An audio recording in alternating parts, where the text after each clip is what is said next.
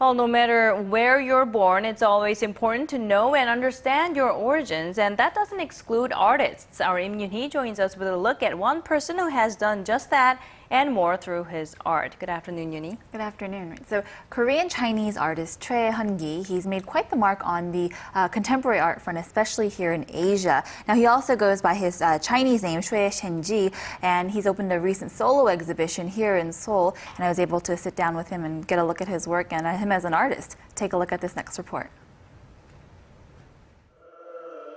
For most in this world, white is white and black is black.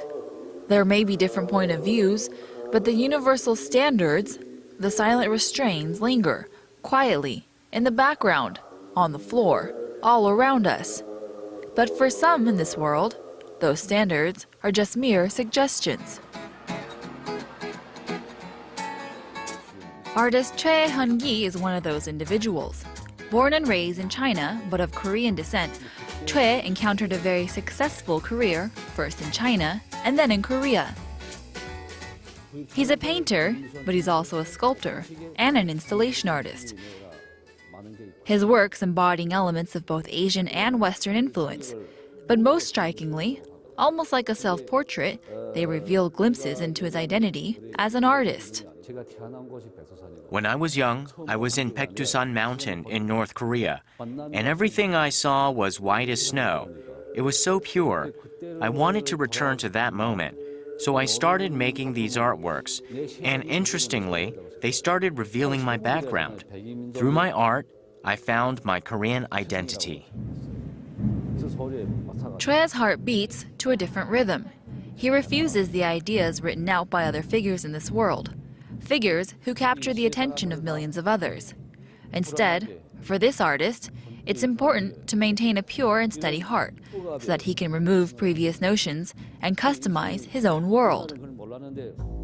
Like the Mona Lisa, a figure believed to be the image of beauty in the mainstream world, but for Cui, it's a chance to challenge the idea and create something new. And while numbers were once believed to be non-negotiable, for Cui, they're yet another opportunity to find his own identity as an artist and as an individual.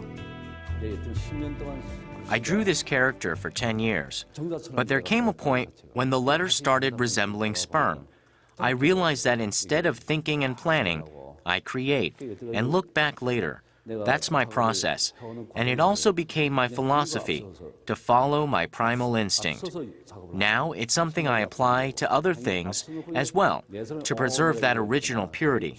I made this with silicone, and then silicone became an object of interest, along with other aspects of my art, allowing me to find my creativity and go against the grain of tradition. Distinct scribbles, stark color contrast, and a bit of the abstract.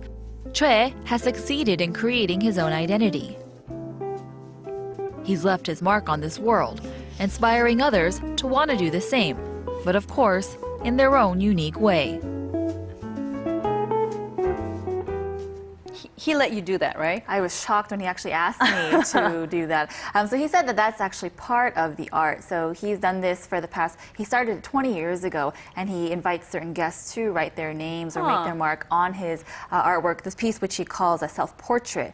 And so he said that contributes to the artwork because right now he looks back to those signatures that were put there 20 years ago, and he says those are the lives that he crossed paths with, and he wants to do this again. And he said 20 years down the line he wants to look back again and sort of recall the names and the people he met here as well. So he's a painter, he's a sculptor, he's also creates some installation work, so he's many things. Right. So you saw in the report just a while ago that he uses silicone, which he said really changed the game for him. He said when he was first originally just painting, he kind of got bored of art, but then he discovered these modern materials and it sort of opened a whole new door, and so he really started exploring more in that direction. So he does use a lot of silicone in his work. If you go to the gallery, you'll see he also uses epoxy, so he takes very unique approaches to very industrial elements. And the heartbeat, that was very moving. Right. Really and sparking your curiosity. Right, you need to go to see that one because it's really loud and you really feel it kind of like matches to your own rhythm a little bit. So very interesting exhibition to go see. Okay, all right. Thank you very much, Yoonhee, for coming in today and sharing this report with us. It's always a pleasure.